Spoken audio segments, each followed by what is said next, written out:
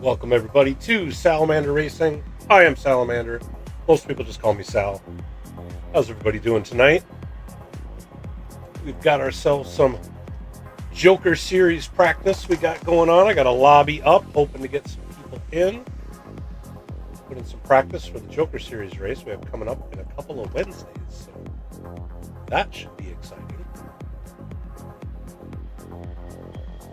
How's everybody doing tonight?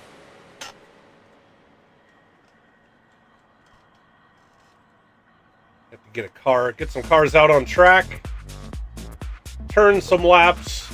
It'll be fun.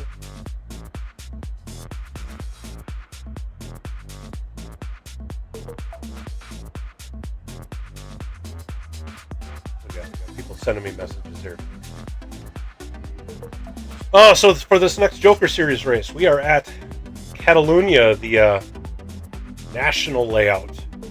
We've got, this one's going to be new, we've got 2 Joker laps to have to do. All the same rules apply. You can't do it on your first lap, you can't do it on the last lap, you can't do it on an out lap. I'd mentioned before, we've got prize available for the winner in this one. If you want to be eligible for the prize, though, you do have to register on the website. The website is pinned in the chat. So if you go register on the website, you can be possibly in the prize-winning split. If you win that race, there is a set of sim racing shoes that 4D Racewear will be giving away to the winner. 4D Racewear is sponsoring the next 3 Joker Series events, so thank you to them. You can look at their stuff at 4dracewear.com. Got a lot of cool stuff, actually. They've got racing gloves, racing shoes. They've got like breathable jerseys to wear while you're sim racing. Jim, the owner, is a sim racer himself, so he designed a bunch of the stuff with specifically with sim racing in mind. So it's cool stuff. I'd actually been looking at their website before we were approached with their sponsorship, so that all kind of worked out. But all in all, excited about this. So hopefully we can get some people in. While we wait to see if anyone shows up, I'll go ahead and get myself on track and run a few laps just for funsies.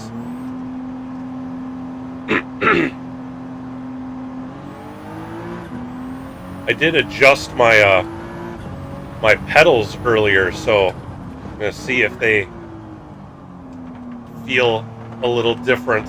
I was watching a video on how ergonomics of your pedals and stuff can make a difference. So I adjusted how they're seated here to see if maybe that would help. Since I've had them hooked up, they're nice. I like them. I'm learning how to use them, but the brake, I'm struggling with figuring out the trail braking with the brake pedal, and I think it actually may have had something to do with how I had it adjusted or mounted. So I changed it around so it's a little closer to me, which will allow me to better control the pressure.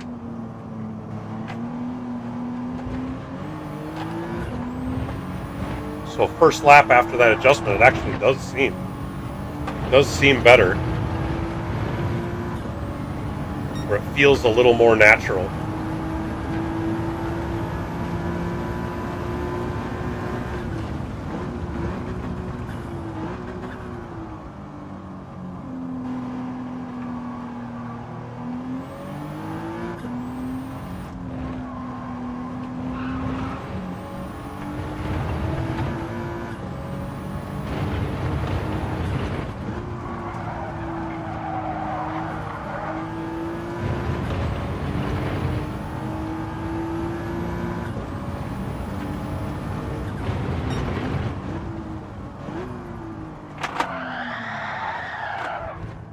Not get that one right.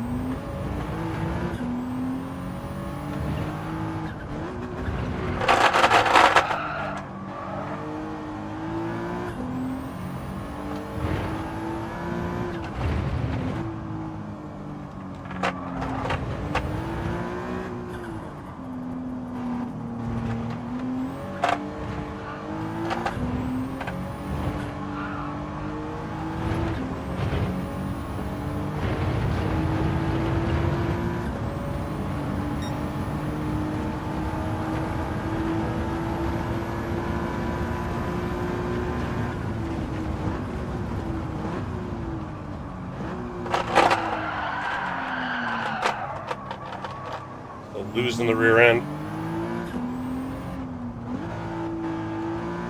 I think I've got the pedals closer to where I need them, right? Or I think I actually maybe over-adjusted them. I may have to push them, because I moved them closer to me is what I did. I think I moved them a little too close. I may have to try to push them back about an inch, split the difference.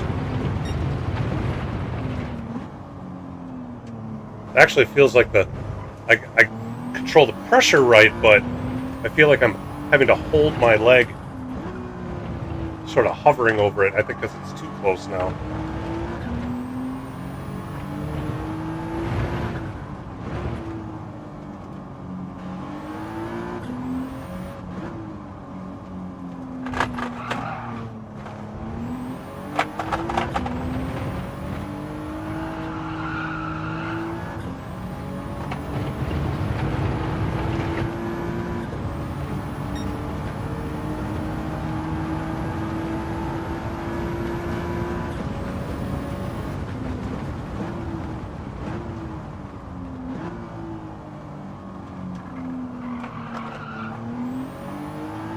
Sheldala just jumped in.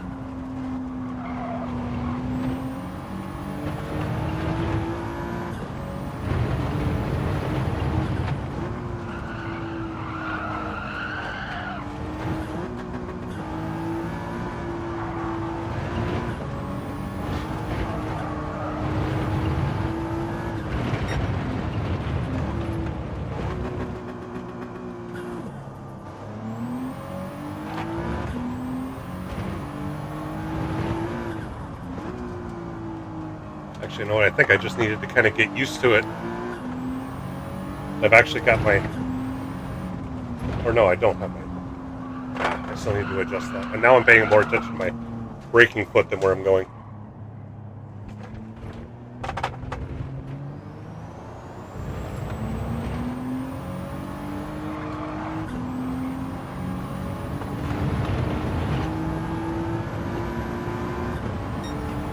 Got to change the camera around.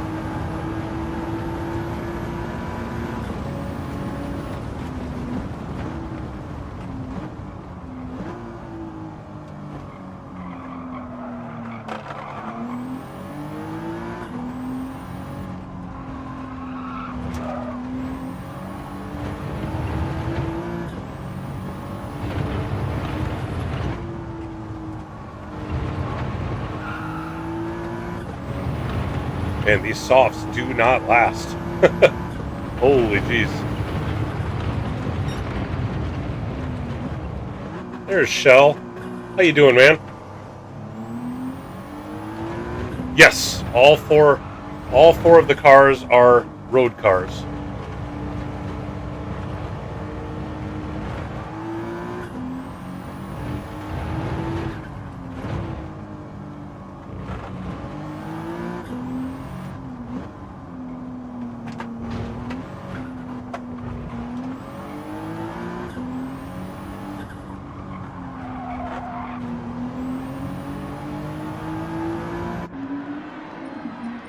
Get off those mediums.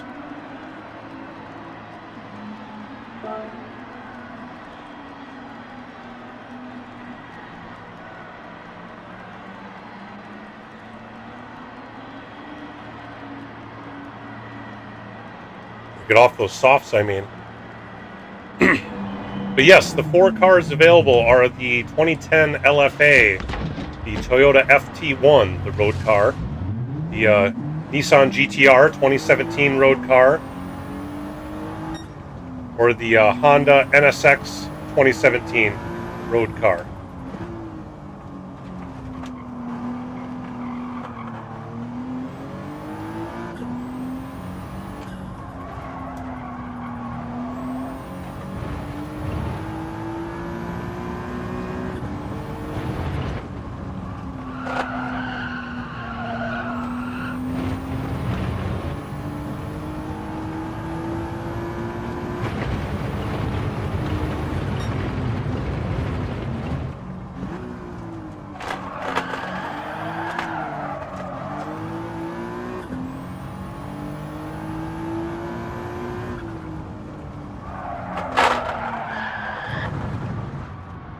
busy trying to figure out where my turn signal button's at.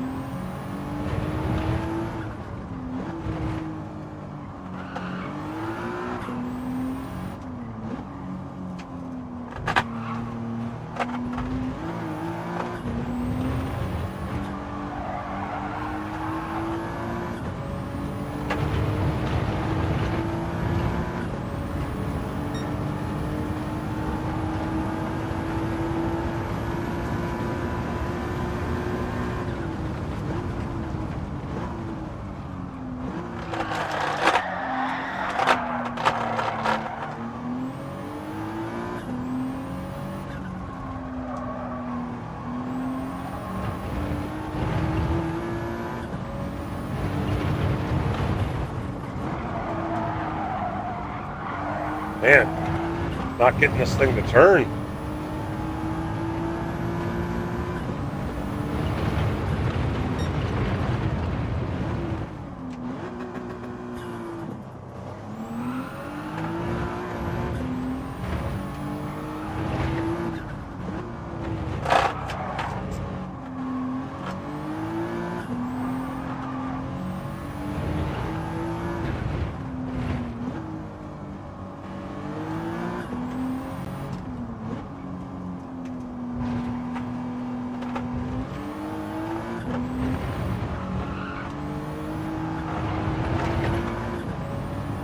Two seconds of penalties.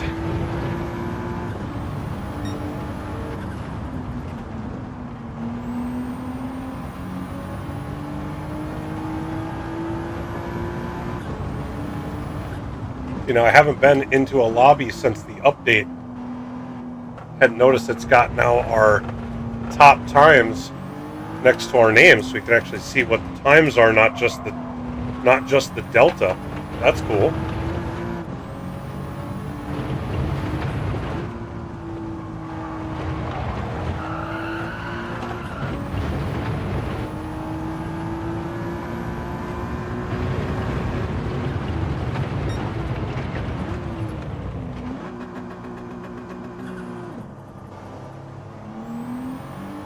Hey Josh, nice to see you. Oh, that's right. I need to refresh the chat box because that's not showing up.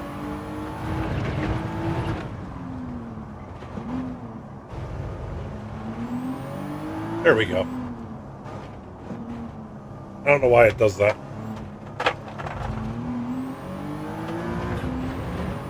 Oh, okay. I was wondering if those were still going on. I couldn't remember what time frame that stuff was. So thanks for stopping over. Gonna put some practice in? There he goes. He's right on cue, shows up.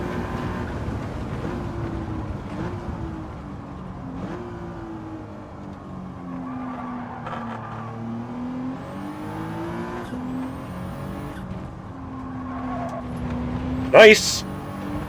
How much did you win by?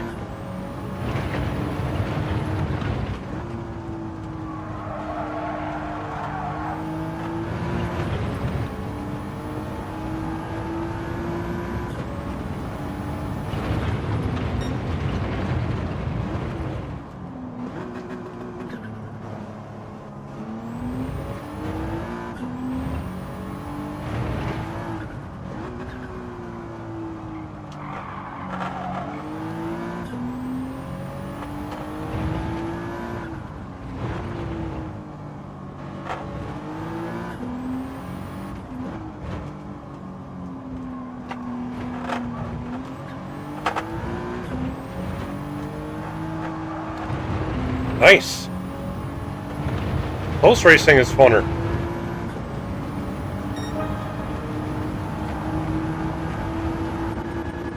Alright.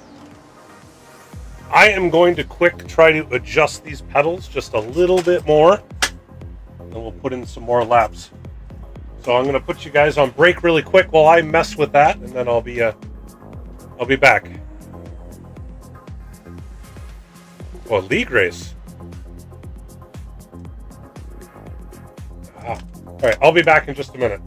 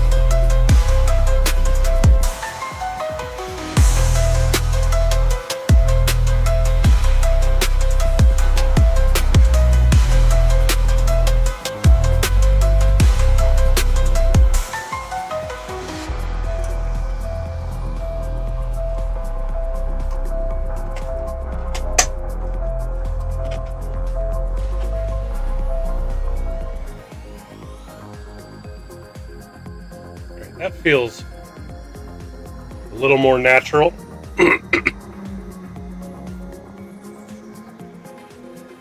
Problem is, I have really big feet. I wear a size 14 or 15 shoe, so like the pedal, like I need the pedal to be taller so I can push on it with the end of my foot. If I push my heel all the way up against the pedal, I'm using like the middle of my foot to push on the brake. If I want to use the end of my foot, I got to bring my foot back a little bit. That does feel better though now. All right, Shell had to run. Hopefully Shell will be back a little later. Otherwise, I hope he captured the settings.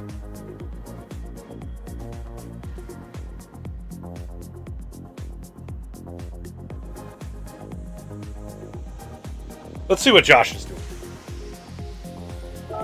How he's running. He's in the NSX 2016 or 2017 NSX. Barreling down the front straight.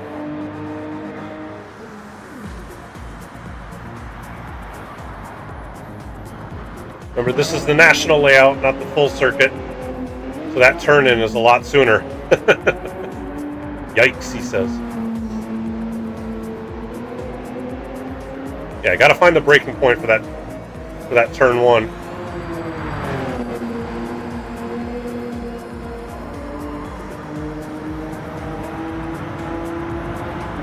Going down the back stretch, hitting to the tight hairpin, and that's where the second joker lap is if you go around that long section there. That's the second joker lap.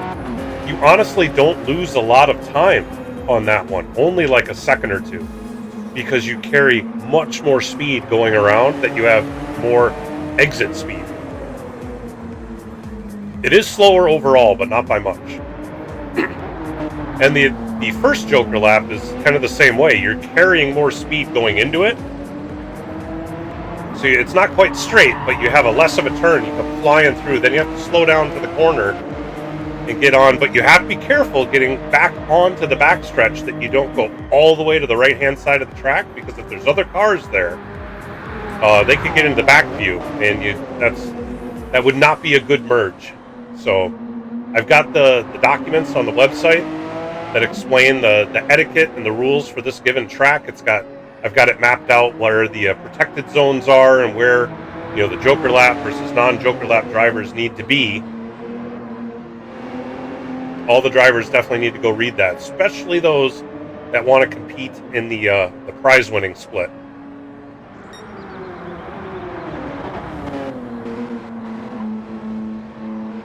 Because the prize-winning split, I just had a meeting with my stewards earlier today, and we've talked about having stewards all throughout the previous 4 events, which was more just we're going to have stewards. Now we are. So all the rules that are in the document are going to be enforced strictly for the prize-winning event. So everybody needs to know what the rules are, like when you need to have your blinker on.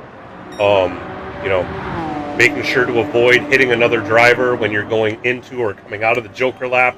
All that stuff, people need to know how that behaves, or how that goes. So everybody definitely needs to go read those thoroughly. I am planning on holding a driver's meeting that Monday night, 2 Mondays from now, where we will go over all that stuff in detail.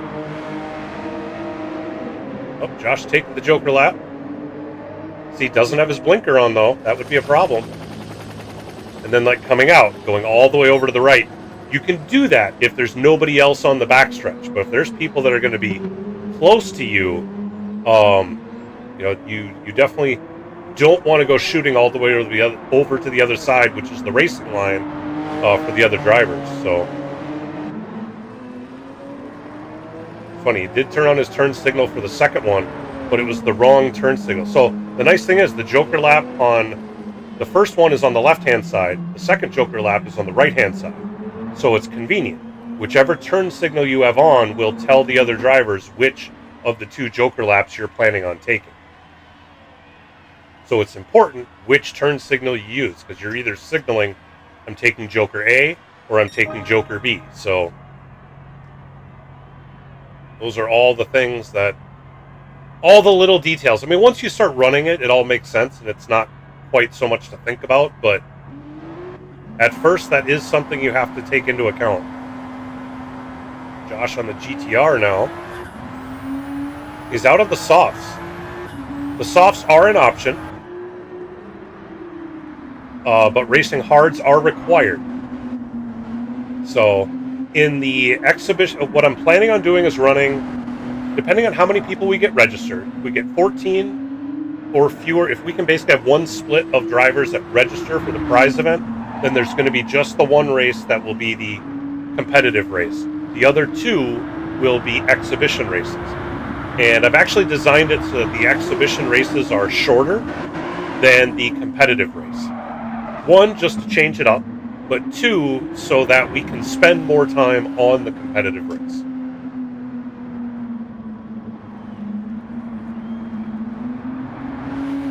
Especially if we can get a full split on the smaller version of Catalunya, that should be pretty exciting.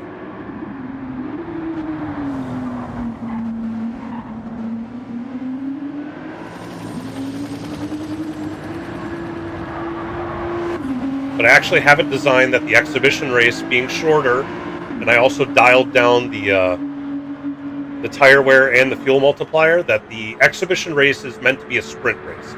You do have the 2 Joker laps, but nobody should have to do a pit stop in the sprint race. When we run the competitive race with the prize, that will, again, racing hards are required. Any other tires are allowed, and that one I tried to make it extremely unlikely that somebody could do it as a no-stopper and still win. I suppose somebody could dial the fuel map all the way down to 6 and just be really gentle on the tires. Maybe somebody could make it work. I don't think I'd be able to make it work. I designed it in such a way that at least one pit stop is probably going to be required. But then, depending on what tire you go on, maybe you'll do a second pit stop, maybe you won't. It's up for the drivers to figure out how they want to do it. Honestly, in the last event at Horse Thief Mile, I did not design that to be a no-stopper. But the guys figured out how to make the no-stopper work, and that was the faster way to go. That was not my intention, but that's how these things work out. I design it in such a way, and then the drivers do what they do best, and certainly find other ways to run it and make it quicker. And that's always exciting. I honestly like the being surprised and seeing what other people can do based on, like, I put in a lot of practice to try to figure this stuff out, but knowing full well there's others that can come in here and throw all that out the window because they can either run faster times, or they're better at saving fuel, or they're better at saving tires, and can make it quite a bit different.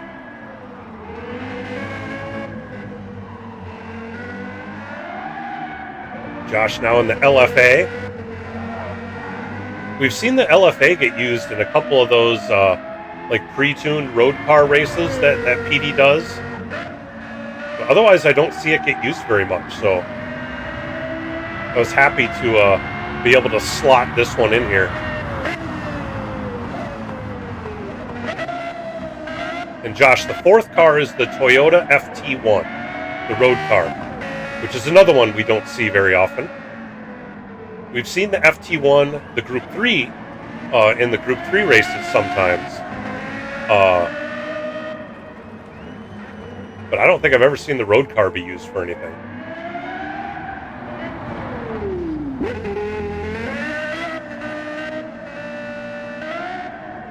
In fact, I'll go hop into that.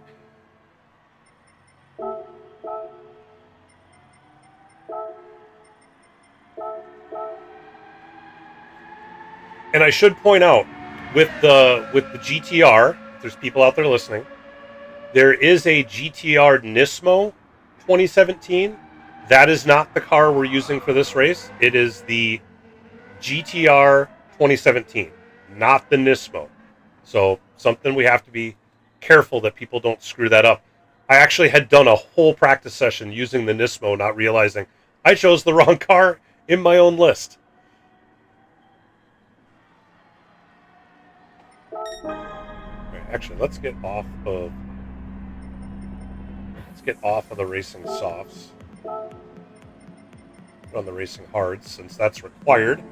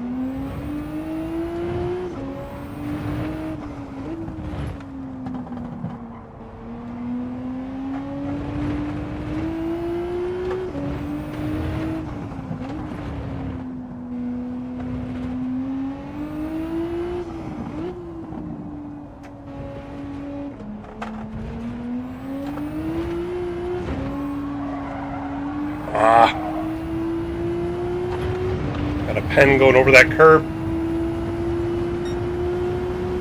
That's the tricky part. You can split that curb, but you have to be really careful, because if you don't do it right, you get a pen. Now Josh in the FT1. Beautiful looking livery.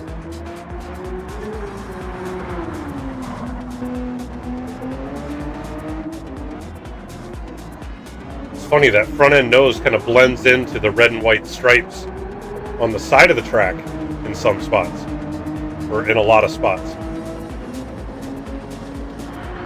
Almost like a camouflage.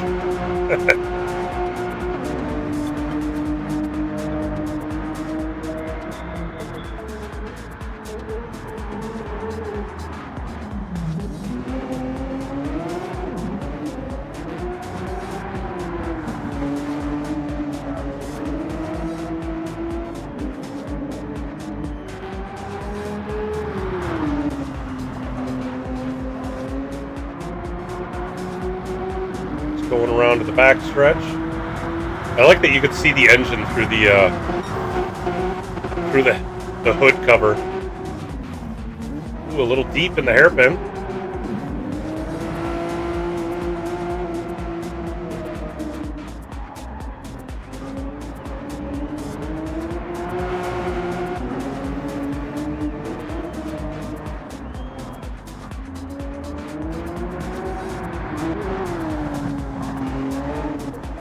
Smooth getting through those S's, or the chicane, or whatever you want to call them.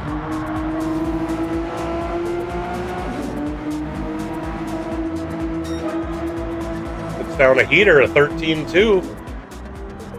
His new personal best. Whoa, really squirrely in the braking zone. Keeps it on track.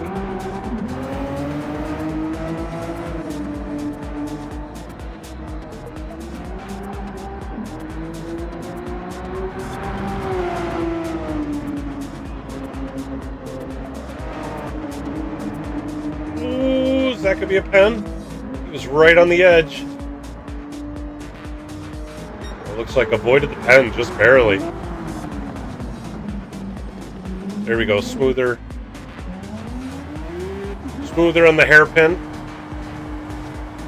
Don't think he liked it. Going out again fresh.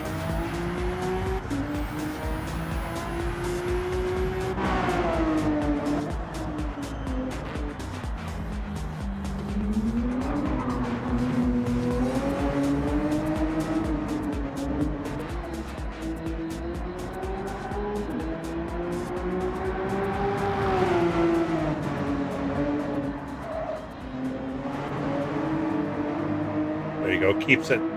Keeps it more on the track, going down the back stretch.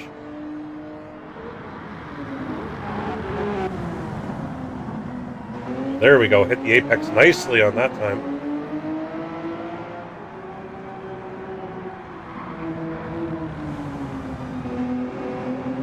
And that long right-hander. And this tricky section where you really gotta watch out for those curbs. You touch those curbs and it can bounce your car. Yeah, see there, he split that curb. You can make it so the curb goes between all your tires and it doesn't bounce it. That's the fastest way through, but you have to hit it perfectly. Josh did on that run. That was his outlap though, so that time doesn't count. Heavy braking into this hairpin. A little bit longer hairpin. Back end comes around just a little bit, keeps it under control. See that little tricky bit?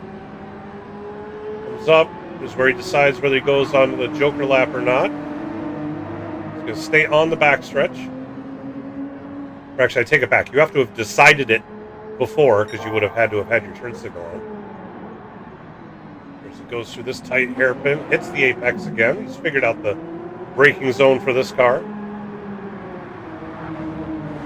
Again, around that long right-hander where you got to be patient. You don't want to get on the throttle too early. It'll send you off into the kitty litter. You'll see there, Josh hit those curbs on entry. Well, hit the curb there. You saw the car bounce a bit. Got it on the second, or on that third turn, though. Taking her down the front stretch. Nice time. 12.8. Knocked another 0.4 off.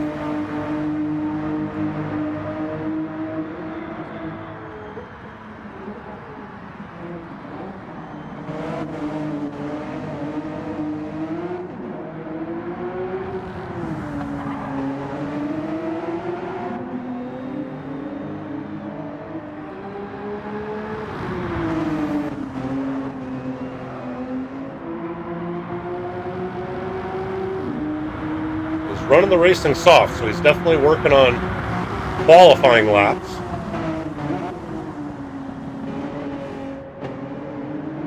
And honestly, you got to figure out just how many laps you can get on that tire, because you make the prize winning split.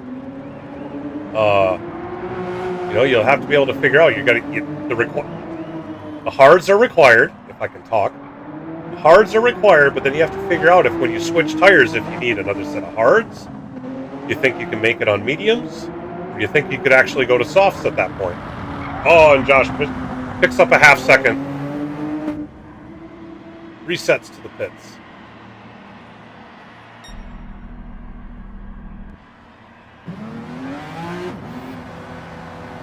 Man, he switches cars fast. Be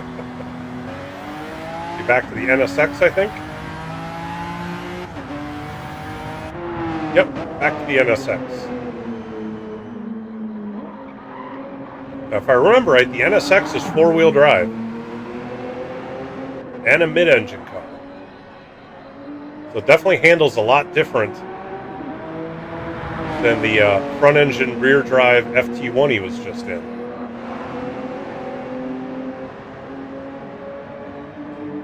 Get those tires heated up.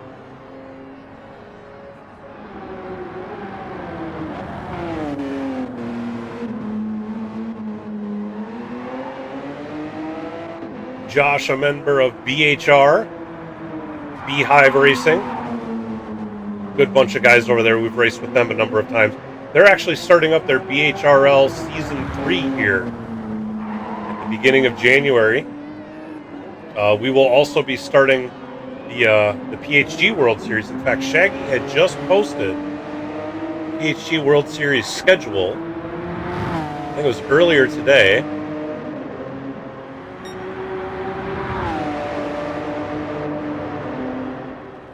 Was it earlier? Yeah, there we go.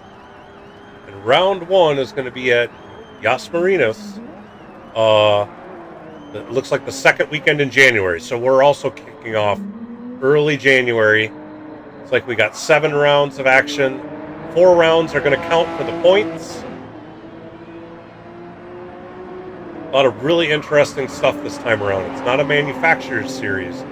Looks like each week is a different theme. So that's going to be an exciting season as well. Looking forward to that kicking off. I'll be part of the production staff for that as well. So we'll be running Joker Series broadcast. We'll be running PHG World Series broadcast. There's going to be a lot happening here at the Salamander Racing Channel for the next couple months. Hoping to be seeing you guys a lot.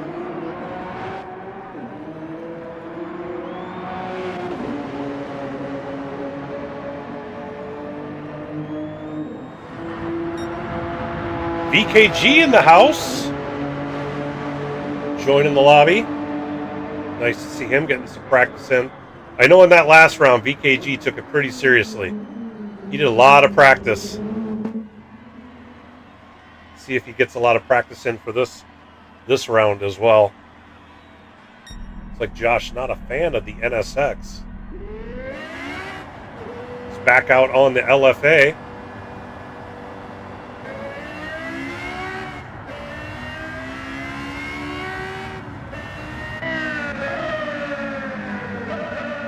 KG left. I don't know if maybe he just saved the settings, or he's got to go grab the cars.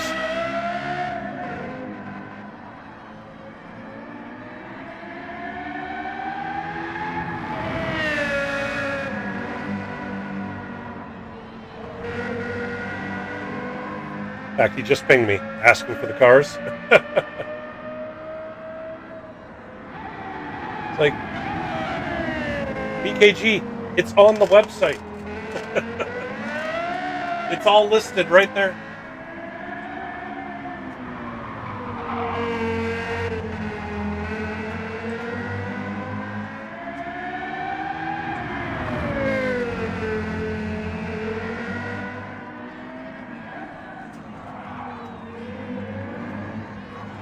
There we go.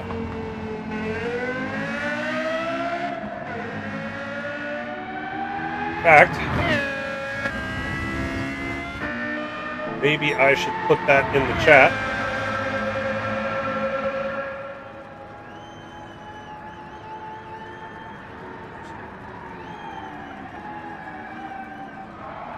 You know what? I got a keyboard. Why don't I use the keyboard?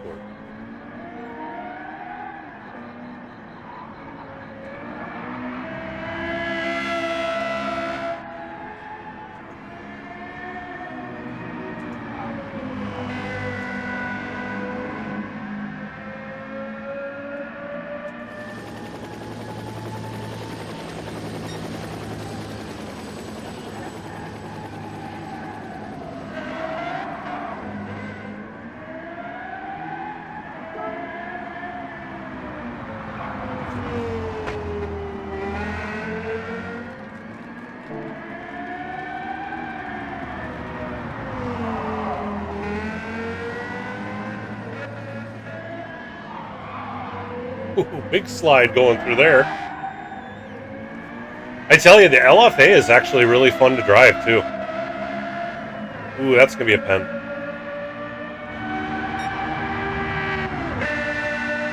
Maybe not.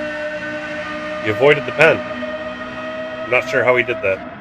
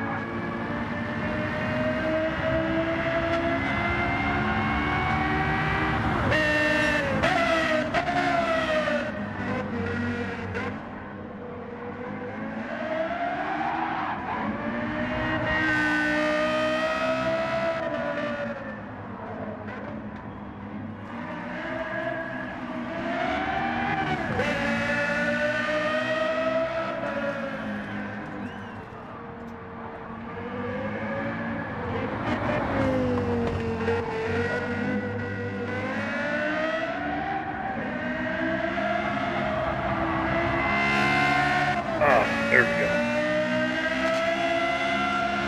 Send him the website link too.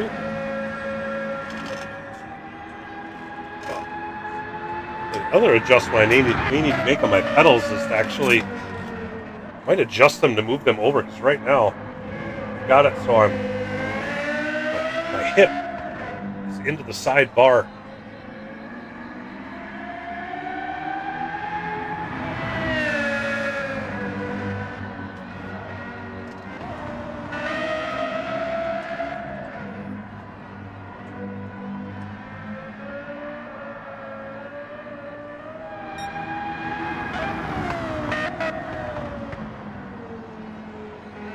Josh taking the second joker around the outside. You can't take the dirt. It won't let you. Nope. Reset. That does not work. He's trying so hard.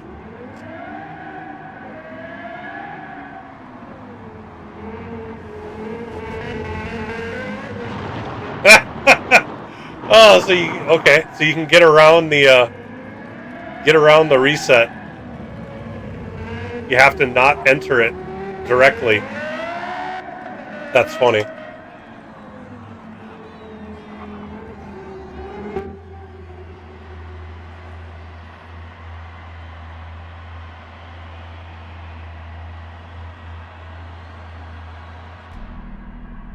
There had to be a way.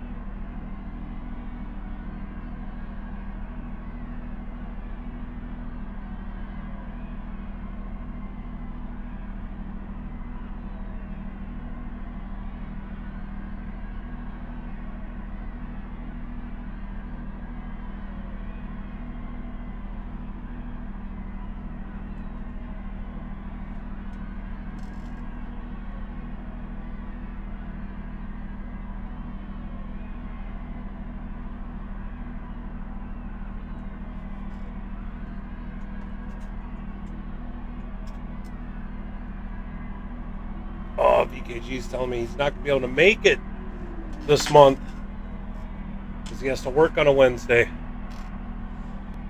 That's when the next event is it's on a Wednesday.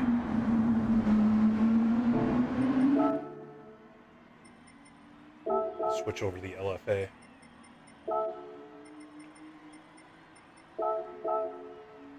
Put on the hards though.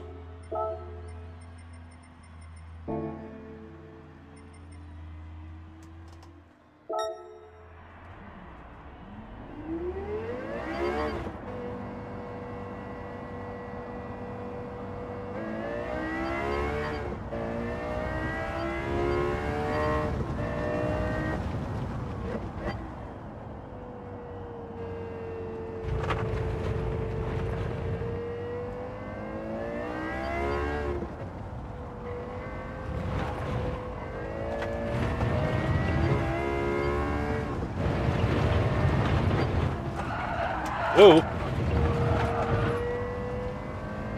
That got super squirrely.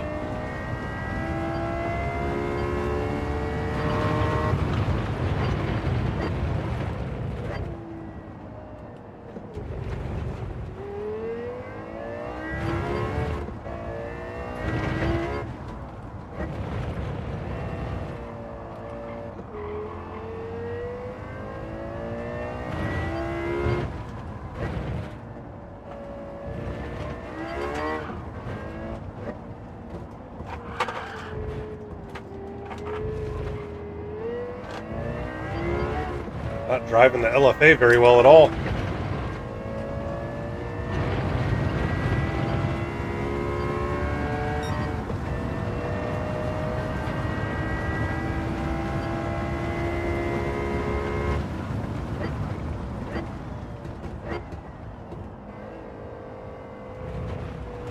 Definitely overbroke that corner.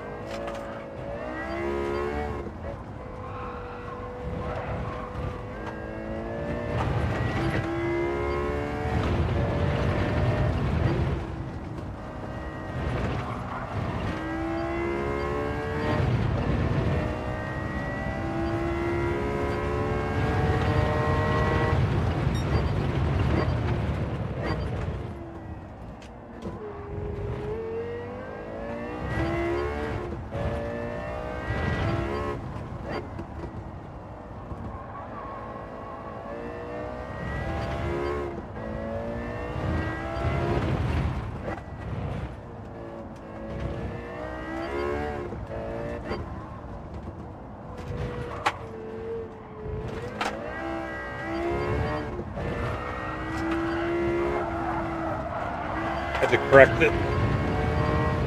Lost all sorts of time in that corner.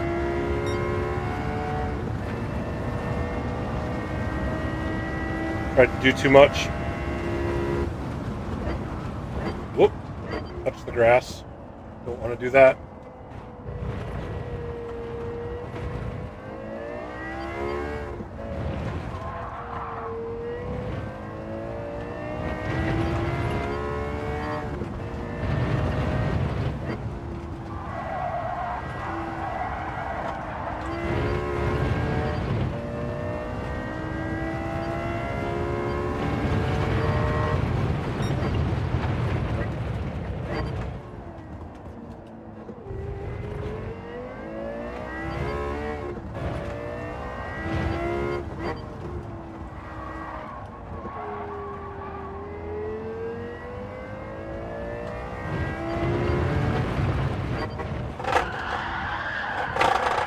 Got into the kitty litter and then hit the gas when I didn't need to.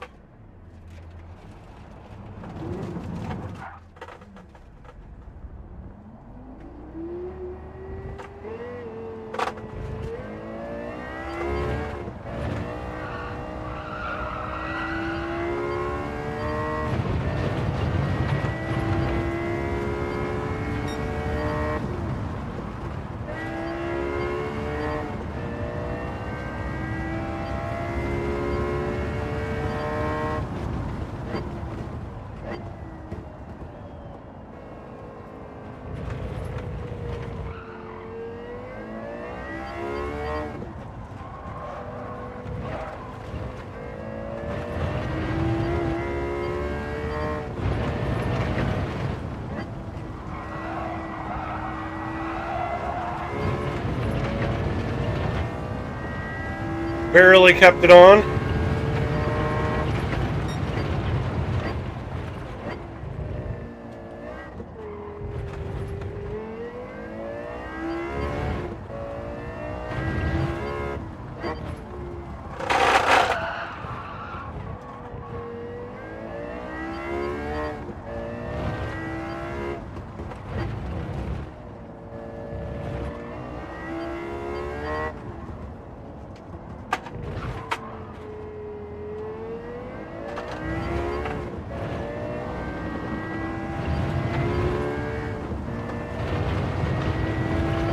There, finally got that exit down. I just need to clean up the rest of the lap.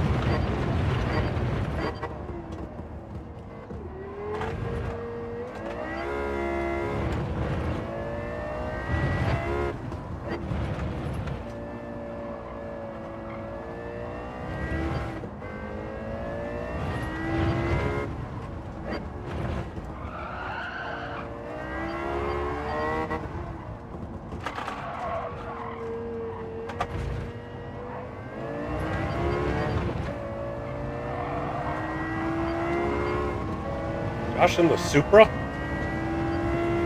He is in the Supra. Supra isn't one of the allowed cars.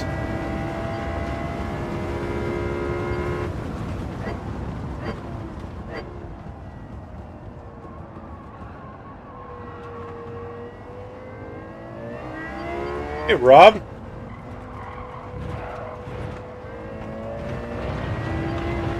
Appreciate that. Thank you. I will say this, Josh. I was considering the 97 Supra for this, but I had ruled it out as one of the car options.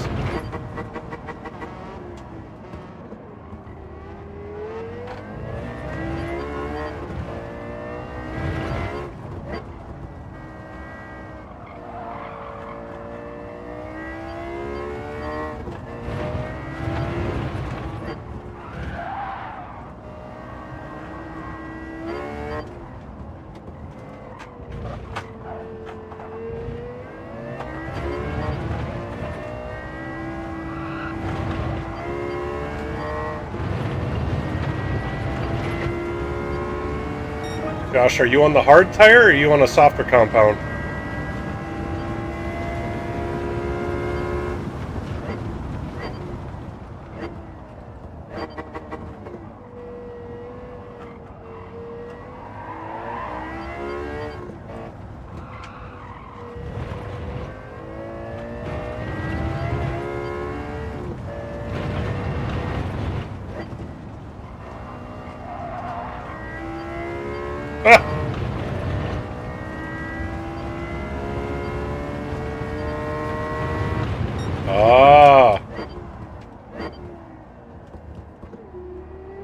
I haven't unlocked that one yet.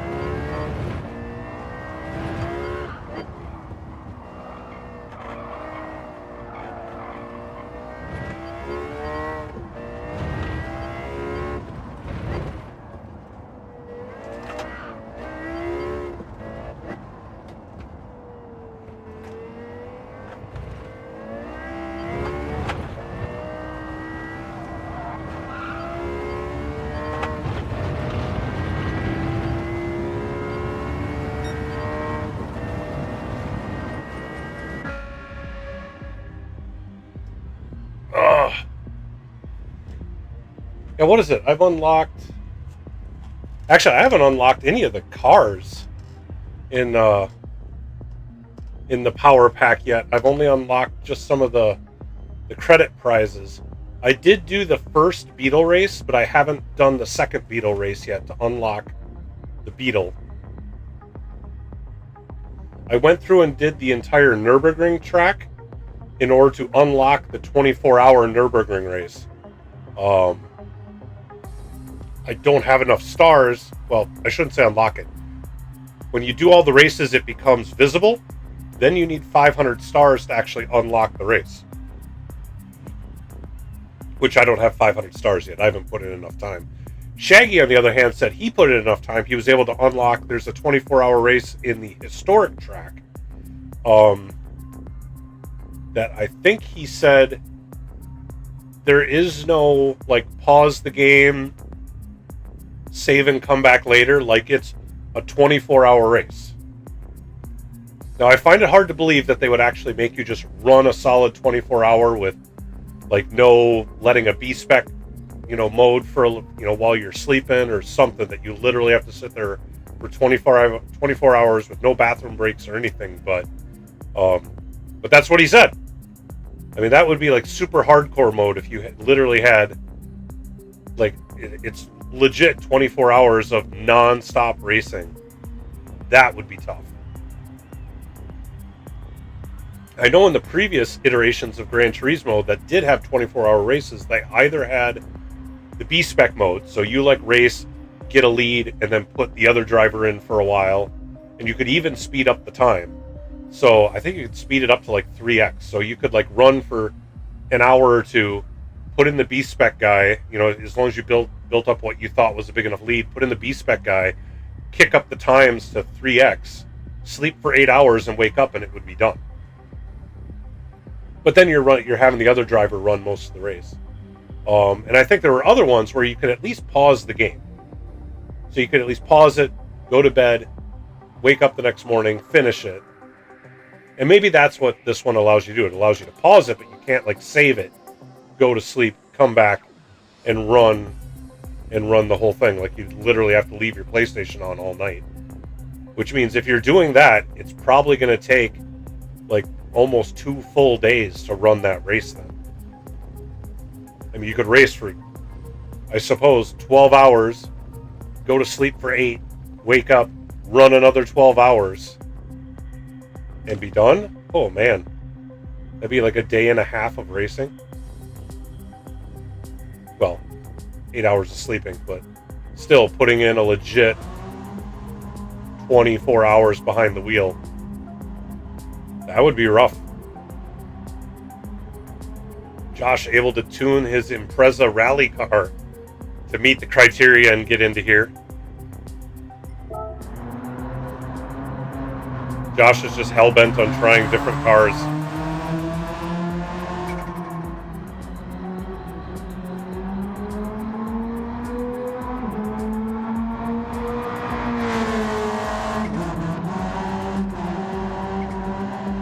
Oh, stock it works. Oh, you know what? There is the... Aha! Oh, it's got way less power. Although way less weight, but the PP is 70 points less than like the LFA. So I can't imagine that his times are going to be very well. But it'd still be fun to drive. I do like that option now that you can go in, you hit triangle, and it shows you the specs of each car. That's pretty cool.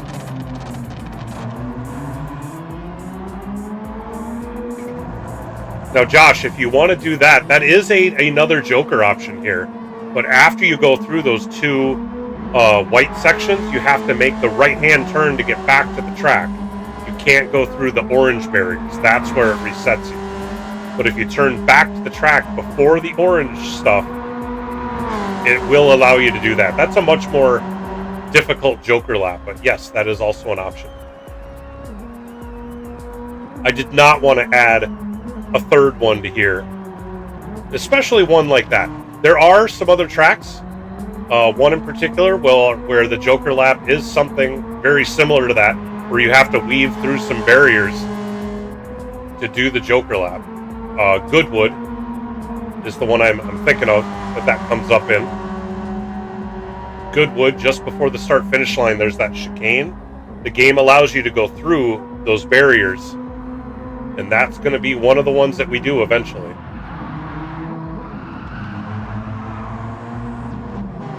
Yep. See, now you got to find a way around the reset again.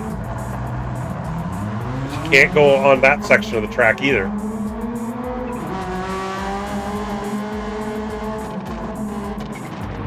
There you go.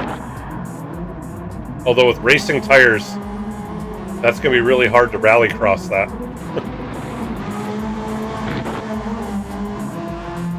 Although, as we see, not impossible, but difficult.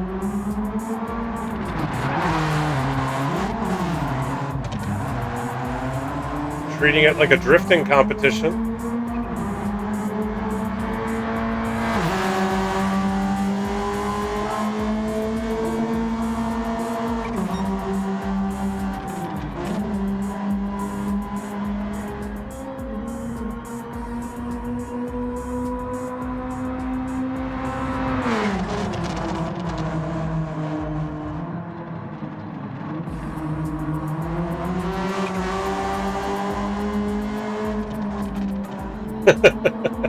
Well, it is a rallycross car, so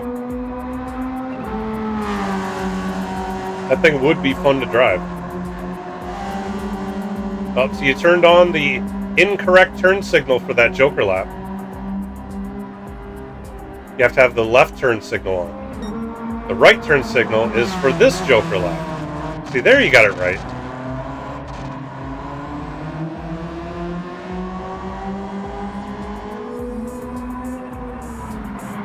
One other thing to note quick that I hadn't called out in the videos is that the regular track limits do apply going through the Joker section, which is you basically need to keep 2 tires on the racing surface or the red and white stripe lines. That's considered on track. If you get all 4 tires out of the track, the game won't, I don't believe, will give you a track limits penalty, but the stewards will, post-race, give you a time penalty for that.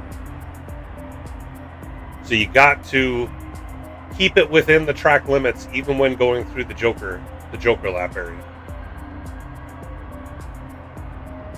All right, what car are you going to try to get in now?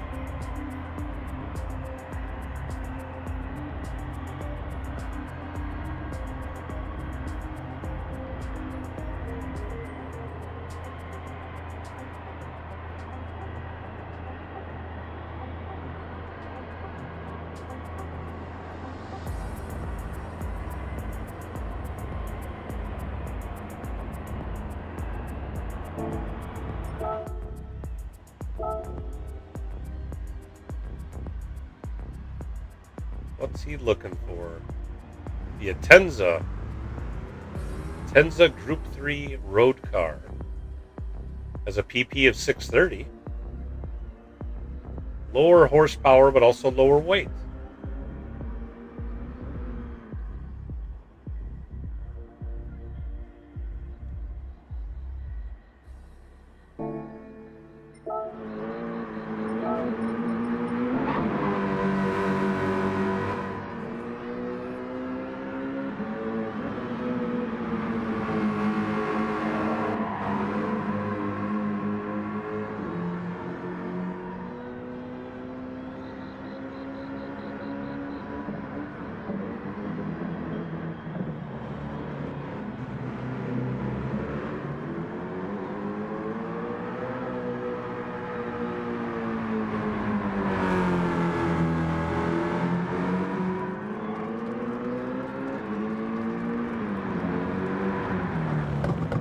I think I might need to move my pedals even just a little bit more. This, where I moved them to just a little while ago, definitely feels better than what I had done before, but I think I need to move them slightly more. And I think I need to shift them to the side.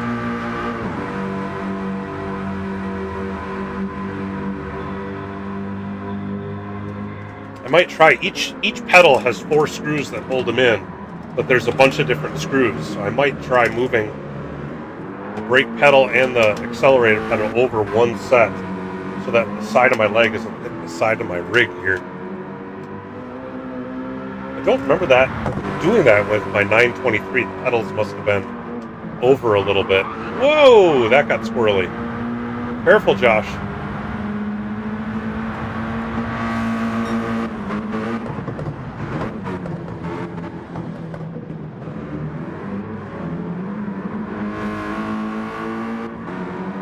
Whoa, squirrely again. Whoa, big drift. Oh, he almost kept it. He almost saved it. That was looking like an epic drift. Just a little too much. You lost it.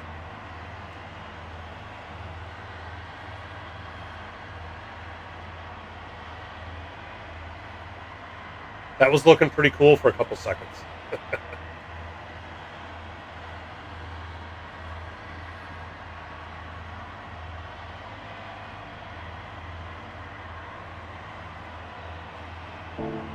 See, I'm going to get back out there. Because I feel like it.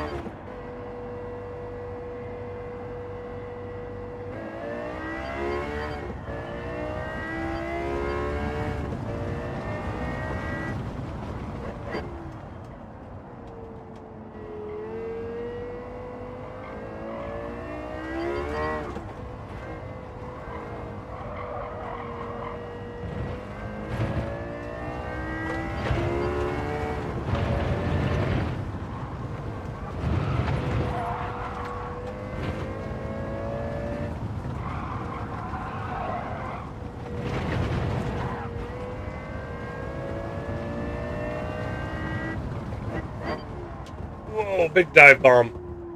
I would have taken somebody out. That would have been bad.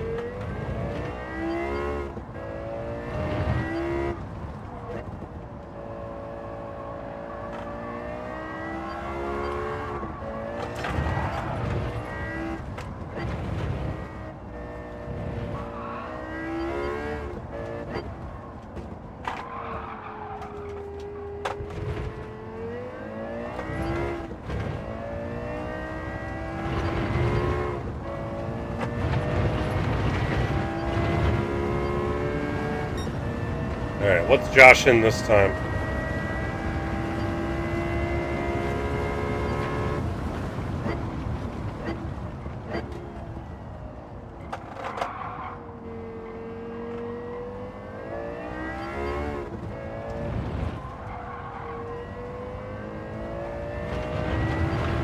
See if I can catch him and find out.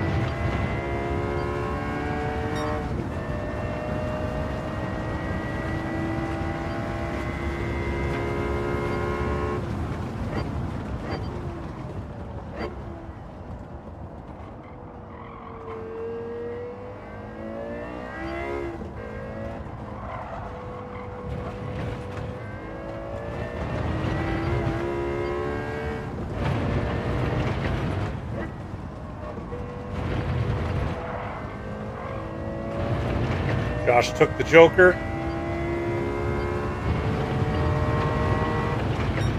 Taking the second Joker.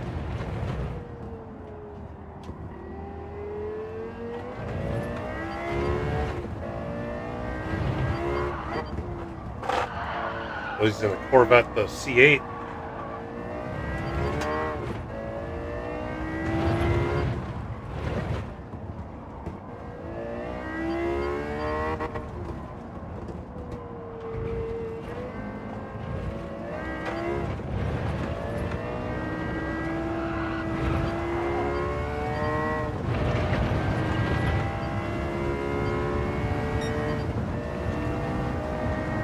apparently is no match for the LFA.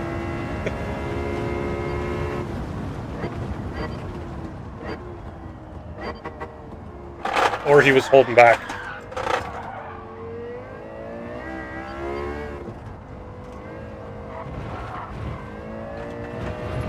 Oh, that's probably a pen. There's the pen.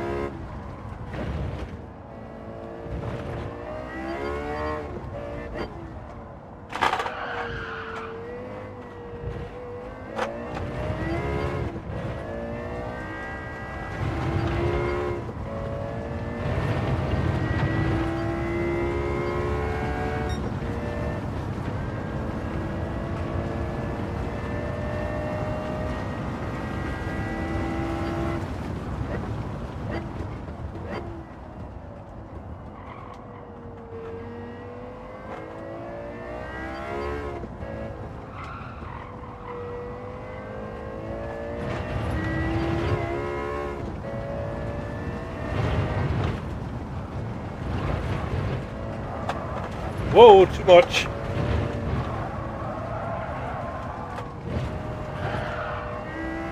Too much all around. That was ugly.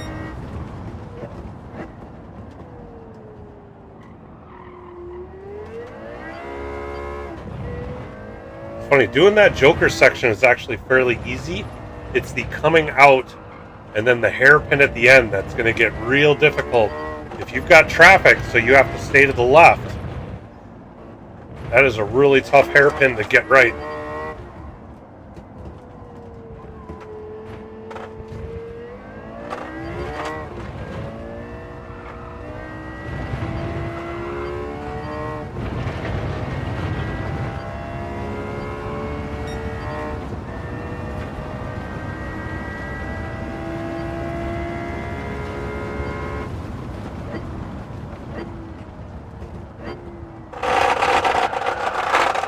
Much speed getting into the corner.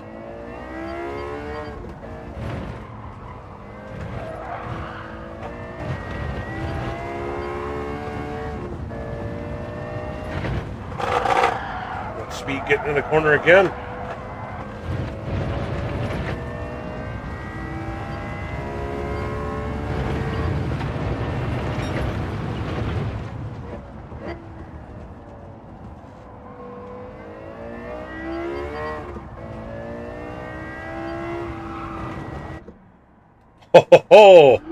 Oh, that's something people are going to have to be careful about. You go too wide coming out. You go too wide coming out. Alright, it didn't do it that time. But I was too wide, it reset me. Now, I would say from a stewarding perspective, that would still count as a Joker lap. A successful Joker lap, but ooh, that would cost some time.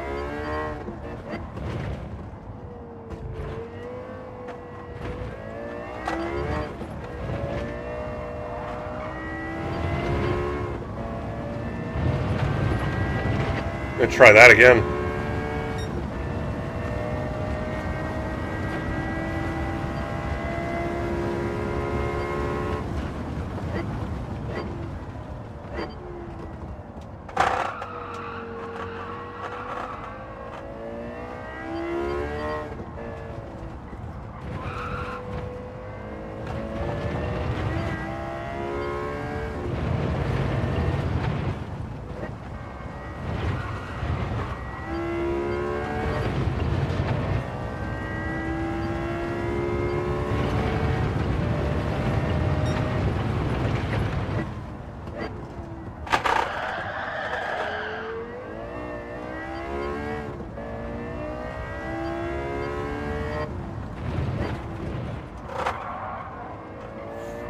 And that one also, you got to come out of that a lot slower to keep from pushing somebody off who's not taking the Joker lap.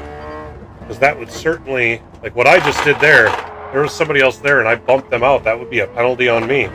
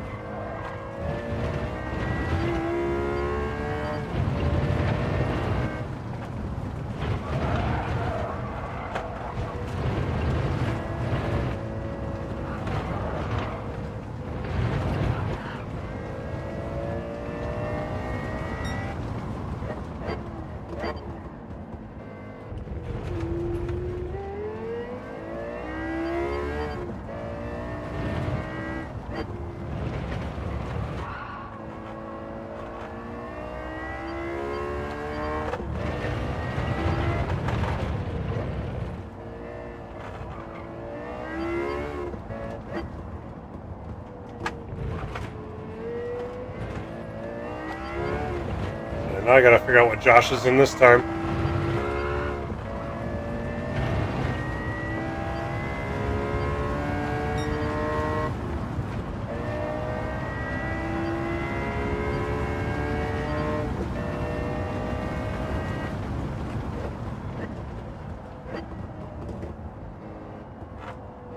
He's back to the pits.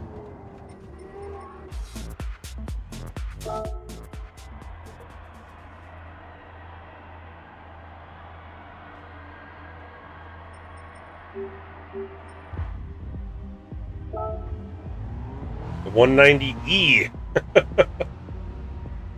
He's just trying all sorts of different cars.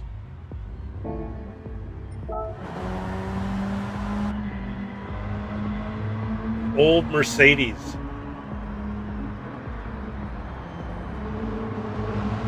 A Mercedes sports car when it didn't look like a sports car.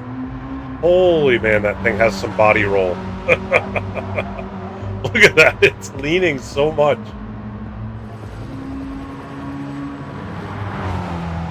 And those huge headlights. That thing is so kinked over when he's going through a high-speed corner. Like you're gonna bottom out the bodywork. And how much it nosedives under braking. Look at that, there's like 6-8 inches of difference.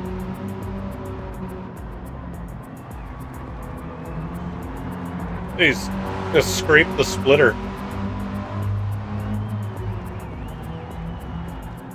Whoa!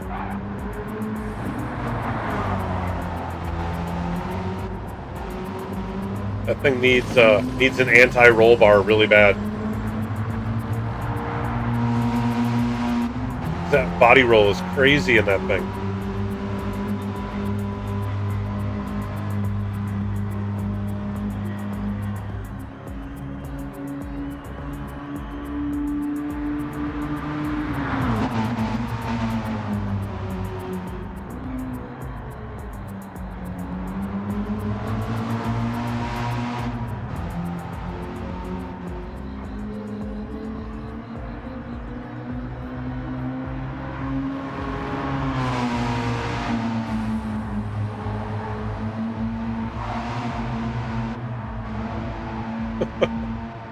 Ooh, 1.5 seconds of penalty.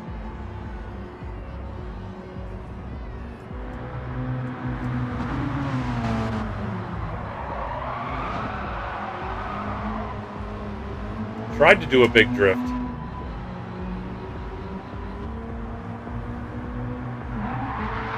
So, you know, Josh, go through the white barriers this time. Go through the white barriers, but then come back to the track before you get to the orange barriers.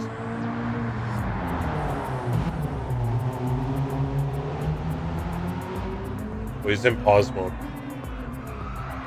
I don't want to drift.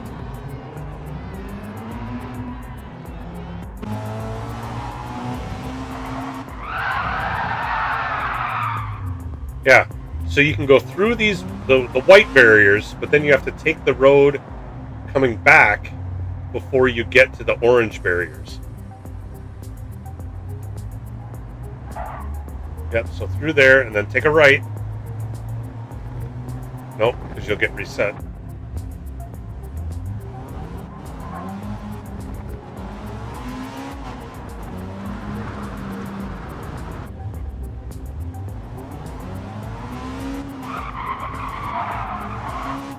You gotta like come across through the blue.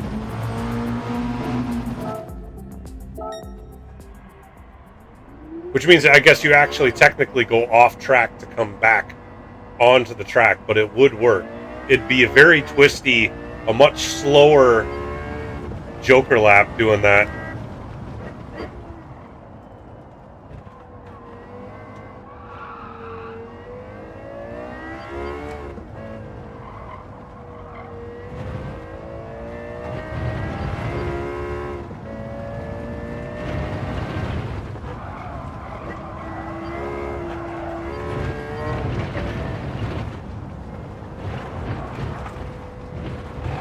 Whoa, way out.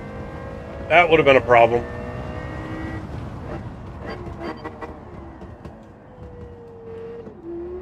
Got it slowed down at the hairpin.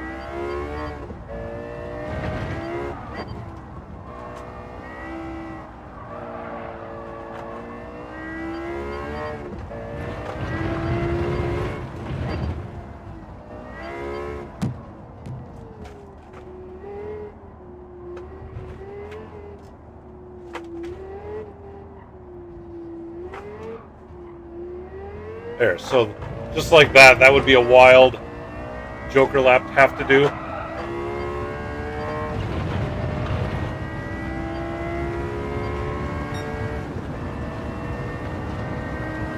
I think that would maybe be one that we would do when if we come back here next year and we do it in slower cars. Maybe we use that as the Joker lap instead. But in these cars, I think having these other two that are more fast-flowing are going to be more fun for the drivers, for one. But they still have their challenges of coming out of the Joker lap and avoiding everybody else is the tough part. Which, again, could go into your strategy of you only take it when there's not going to be anybody on the exit, where you can come barreling out of it.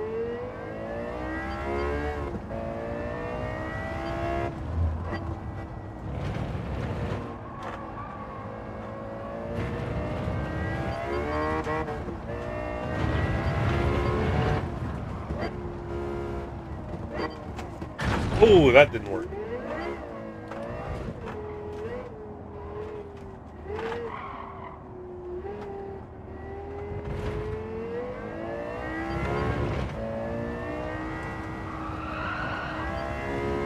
Yeah, if you can thread the needle, you can carry a bunch of speed into that section. But you get it wrong, and then you get damage like I do, and a 1.5 second penalty.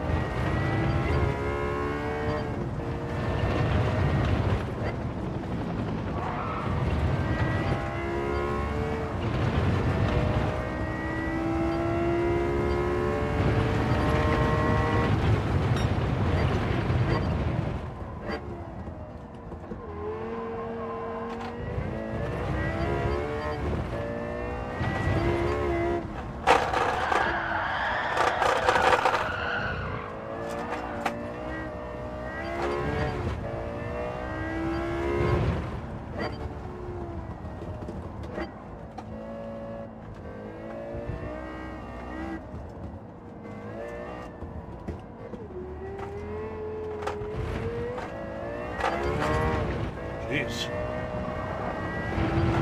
Having to like grip at the steering wheel to keep it from spinning out.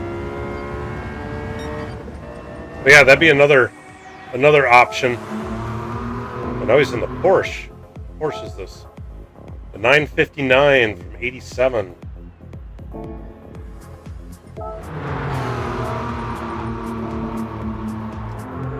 This one looks like something that would drift.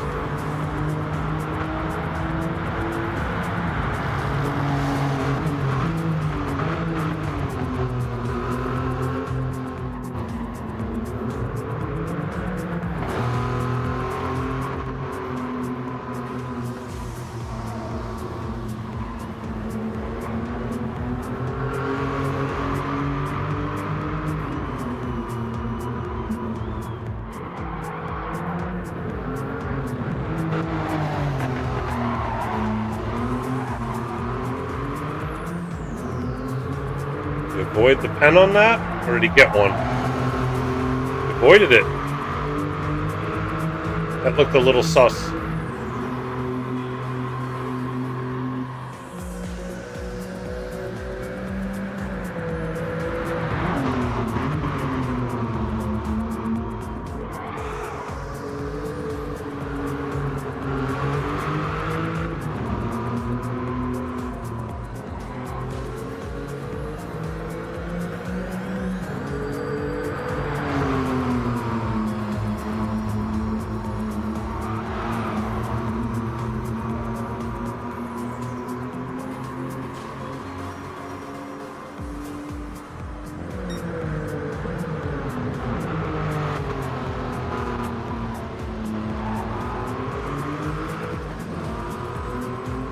A lot of the cars like the twitch coming out of that hairpin because you're at such a slow speed. You go to put the power down and the back end just likes to wiggle.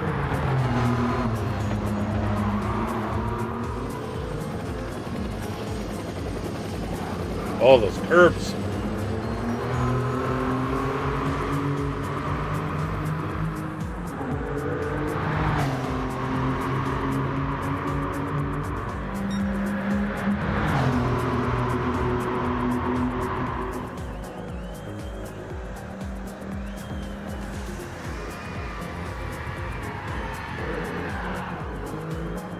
Oh, that was beautiful. Beautiful 360 into the turn. That was gorgeous. Wish I could save a replay. We could watch that again. You can't save a replay in practice.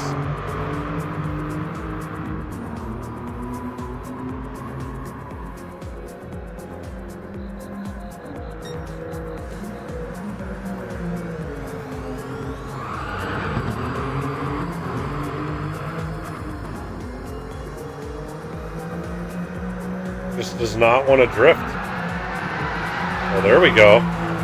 Oh, we even got the tire smoke. We got the tire smoke. That means it's a proper drift.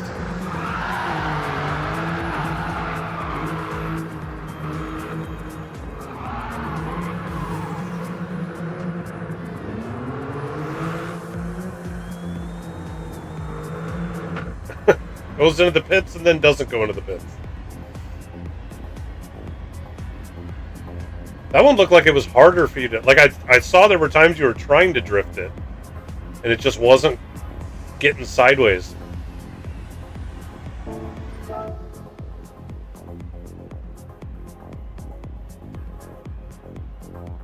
All right, Josh. Well, thanks for stopping in, putting some laps down. Always appreciate you stopping by. Oh, we need to get some more people in here. We need people to get some practice in. Guys, there is a there's a prize on the line. You want to get in and get your practice down so you can figure out what the what your strategy is going to be. Right. See you, Josh. See you next time. Although I do have, it's the quali and exhibition settings on right now. I would have to switch it to the, in fact, let me do that. Whoops. Switch it to the competitive.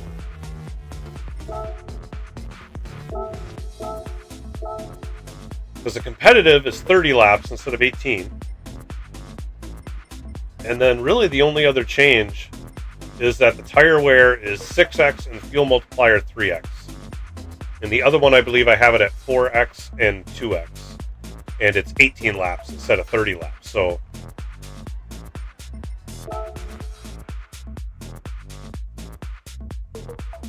oh, and that was the other thing. Oh, when you change it, it actually pops up with what changed. Oh, that's cool.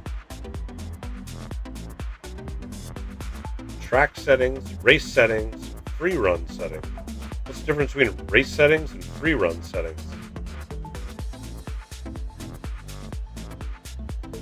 Unless free run is just the like the practice.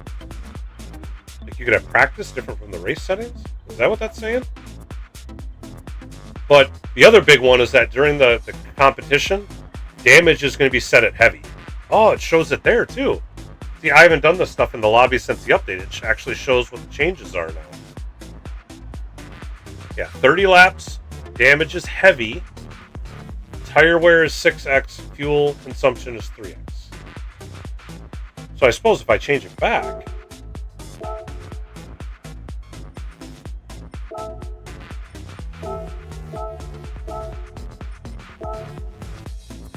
now it tells us what's different.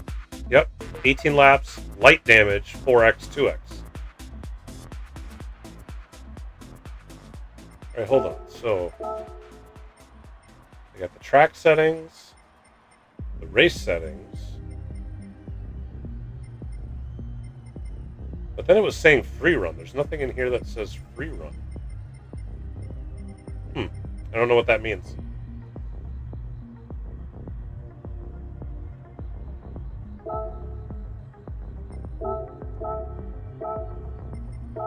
Anyway, we'll put up the competitive settings for the last half hour here if people want to come in and actually run the competitive settings.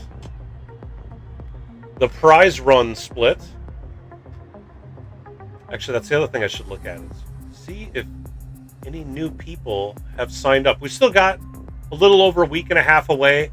I know I've been talking to a few people that say they're going to sign up but just haven't signed up yet. Any of them have come in and done that. Nope, we're still sitting at 6 right now, but I anticipate that will be going up.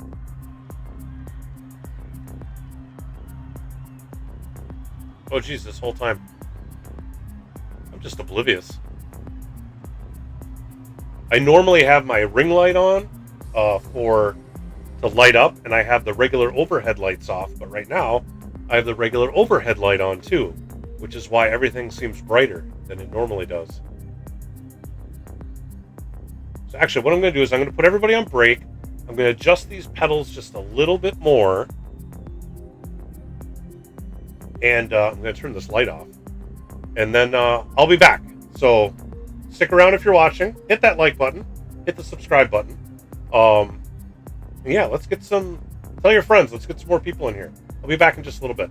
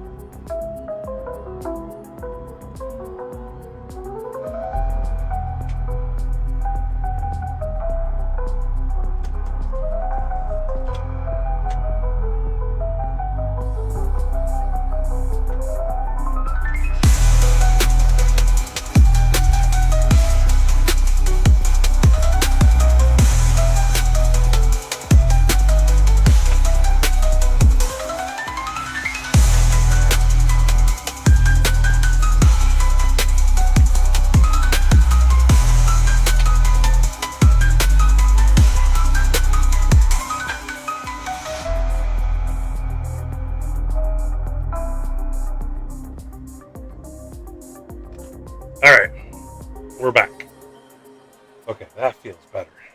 That feels better. All right, let's switch. I haven't been in the NSX yet.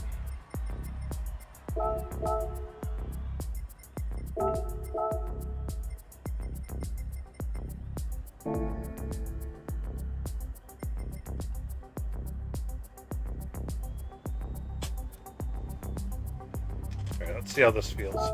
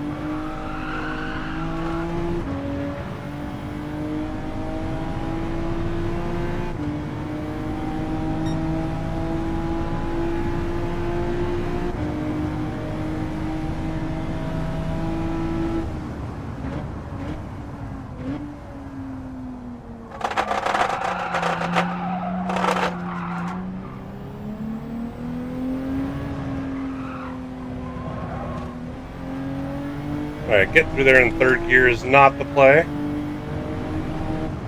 3.5 seconds of penalties. Holy jeez. No. Not dealing with that.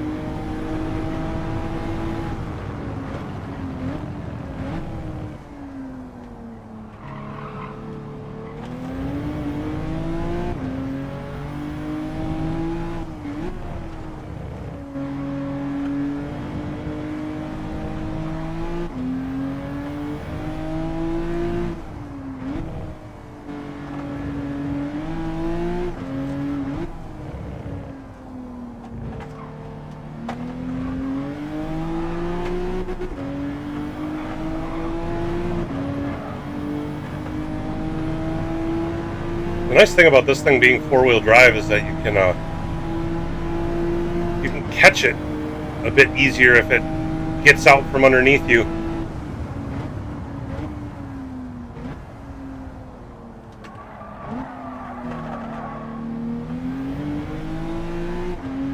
Which means you can really hammer it coming out of, you can really hammer the gas coming out of some of these corners without worrying about it getting totally out of whack on you.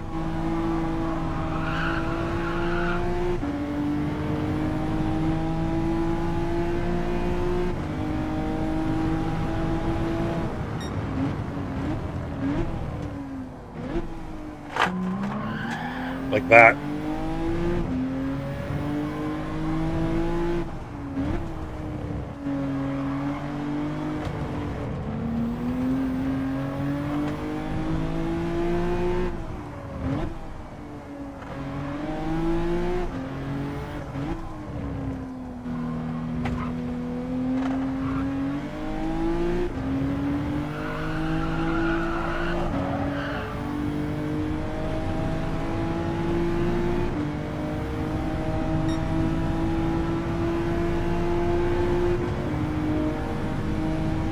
Hold on.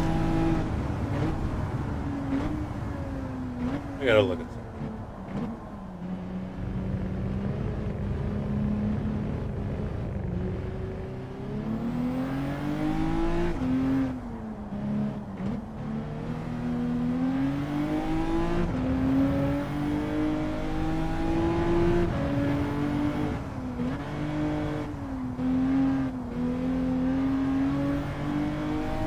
Yeah, I'm on the racing cards. All right.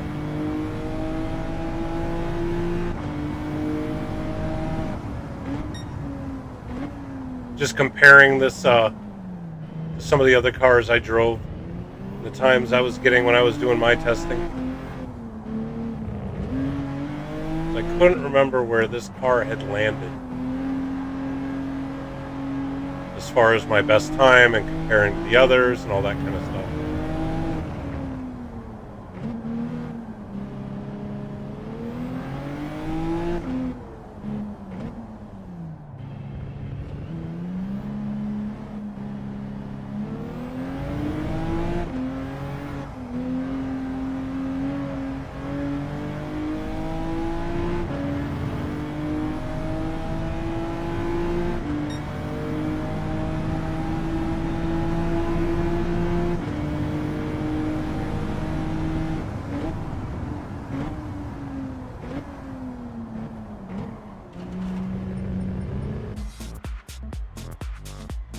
Oh, we need to get some more people in here. Got about 15 more minutes left. I was going to leave this open. People want to come in and get some practice down. What was the other thing? I was going to look at. I had looked at who had registered. I was going to compare that to who else I thought was going to show up. I know of that. Let me see, 2 more, maybe 3, 4, 5.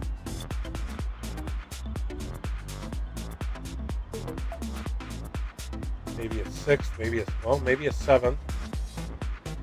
That would put us up to 13. I could think of 7 other people that have told me either maybe or likely. That would put us up to 13.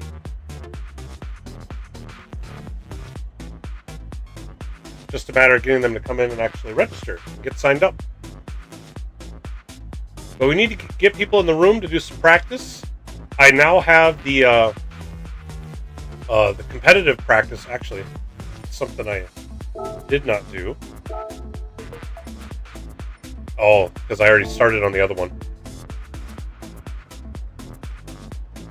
All right, so that's something I'll have to make sure the title does not change. Whatever you set it up as, if you change to a different set of loaded settings, you can't change the title. So I'll have to make sure I don't say like Joker Series Exhibition or anything like that. Just do Joker Series. Because like right now it's the competitive settings in the lobby for the prize split. It's not the quali settings, which with the changes they made, you can see that on the left now. The 18 laps was the settings that we have for the qualifier and the exhibitions. The 30 lap one is the settings that we're going to run for the competitive prize winning split. So people want to get in and practice those settings. Now would be a good time. I got about 15 more minutes. I was going to leave it open. Granted, if somebody shows up and wants to keep it, I'm going to end the stream in about 15 minutes. But I could certainly leave the lobby open longer if somebody wanted to come in and get some more practice in for sure. So don't be afraid that I'm going to be going offline here soon. People can still come in, get some practice time down, or just see what the Joker Series is all about. I mean, you can come in and just, figure out what these settings are, what the different, if you go to the website I pinned in the chat, that'll tell you the date of the event, December 17th. And then what cars that we've got lined up for this one. There are 4 different cars you have to choose from. Either the LFA from 2010, the NSX from 2017, the GTR from 2017, or the Toyota FT1. One thing just to be careful of, There is a GTR Nismo from 2017. That is not the car we're using. It's just the regular GTR from 2017. This is all being run with BOP on, so the only thing you can really change is the tires. You can add the aero bits just so that your car looks cool, but they won't be applicable during the race. They'll just show and make your car look fancy.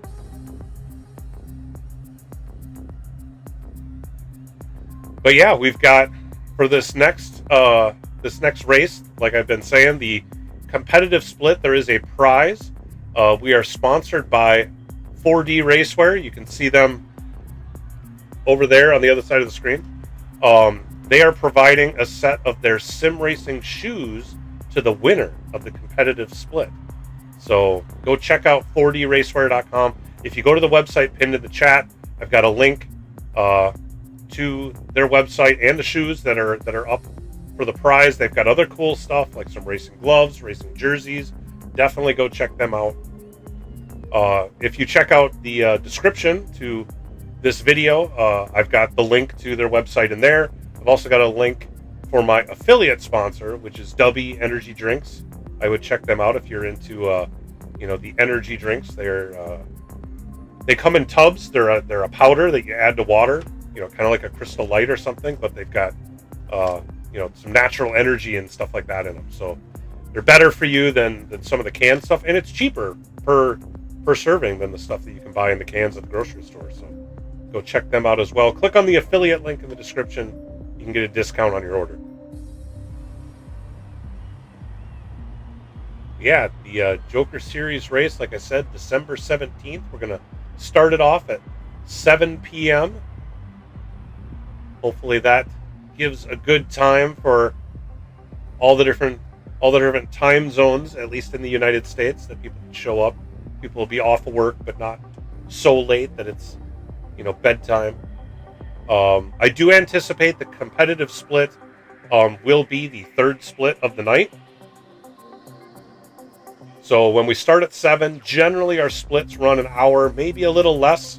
But the competitive split will probably be starting somewhere between 8:30 and 9 p.m. Central Time. But that's a guesstimate. Kind of depends on how everything else pans out time-wise.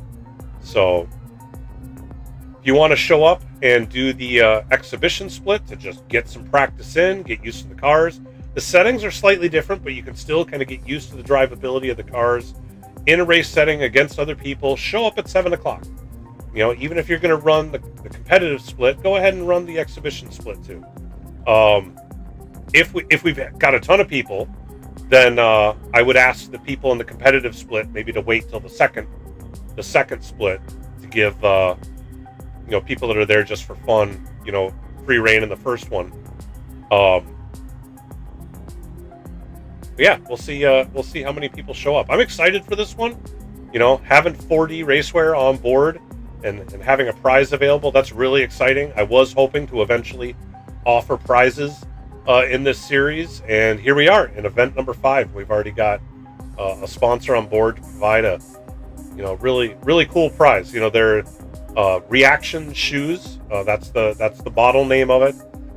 It's built by a sim racer, Jim, the owner of 4D Racewear. He is a sim racer himself, so he designed the indoor racing shoes and the gloves and the jerseys, all with sim racing in mind. Again, can't stress enough, go check them out.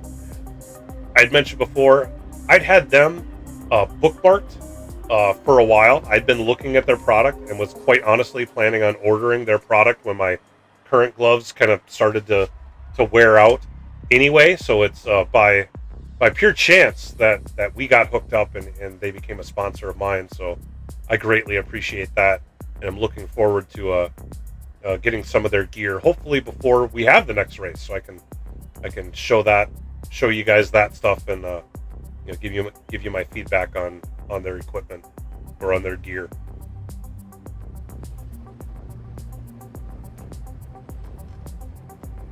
But yeah, we've also got, other than the Joker Series, which is a monthly series, we've also got the PHG World Series coming up, which I am part of the broadcast crew for that as well. So we'll be broadcasting some of their events here on this channel. That I believe we are kicking off qualifying for that series on Tuesday, January 6th, with the first event happening Friday the 9th and Saturday the 10th of January. So that's coming up in just a little over a month. Shaggy just dropped the schedule for that, for the PHG World Series. There's going to be 7 events. He dropped what all 7 events are going to be, and they're exciting. This is going to be different from Season 2. Season 2, the PHG World Series, was ran as a manufacturer series. This one is, each race is a different theme. So they're all themed races. So some of them look like they're going to be pretty fun. There's going to be 7 races.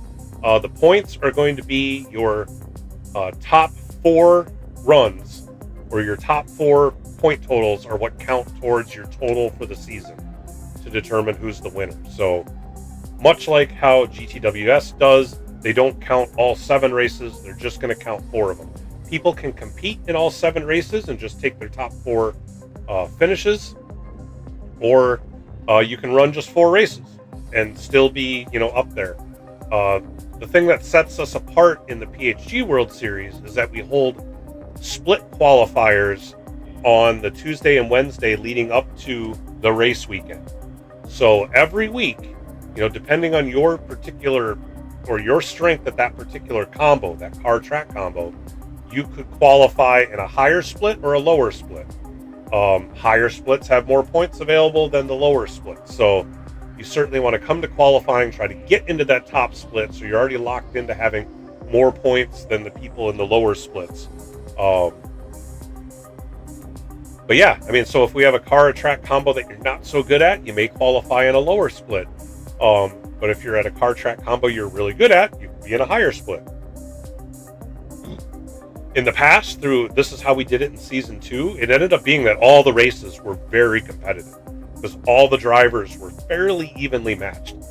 In most cases, all the splits had their qualifying times be within, less than a second to a second and a half of each other. So it was all good, tight racing. It was all really fun to watch. Definitely go back. I've got stuff. The broadcasts I did are on my channel here. There's also the PHG Events YouTube channel. If you go there, we have playlists that will show the broadcasts that any of us have put on throughout all of Season 2. So you'll see the broadcast that I run, but also the broadcast that T-Case runs. So you can kind of go watch the entirety of Season 2 from that one playlist. It'll send you back and forth to the different channels as we ran the different races. So you could check out how we did stuff there. Really fun time. I've been having a super fun time with the Joker series here too. We've had, T-Case, Slow-Mo, Tuzum, Toon, and did I mention C-Dubs already? C-Dubs, Slow-Mo, T-Case, Tuzumbox, and Toon. Yeah, 5 people that we've had do commentary for the different races. I think for the one coming up, we've got, tentatively, it's C-Dubs and T-Case that are going to be commentating that one. Unless Slow-Mo's available, then T-Case might take the commentary week off, because he's done 3 of the 4 events so far. We'd let T-Case come and maybe be behind the wheel and race in this one, and have Slow-Mo and C-Dubs commentate. But it all depends on Slow-Mo's availability. We're not sure on that one yet. But either way, we put on a production. We've got, some high quality commentators. It's a good time. Again, go back, find my Joker series playlist, and you can watch some of the previous broadcasts to, again, see what we're about. Again, this month is the first month that we're offering a prize, so this is going to be a bit different. This is the first time that we're doing 2 different lobby settings for different kinds of splits. And, racing for a prize, I would imagine we're going to have some stiffer competition, so looking forward to that as well. So, all right, with that said, I think I'm going to wrap up this stream. We definitely got some laps in. Sheldala just came by and ran some laps.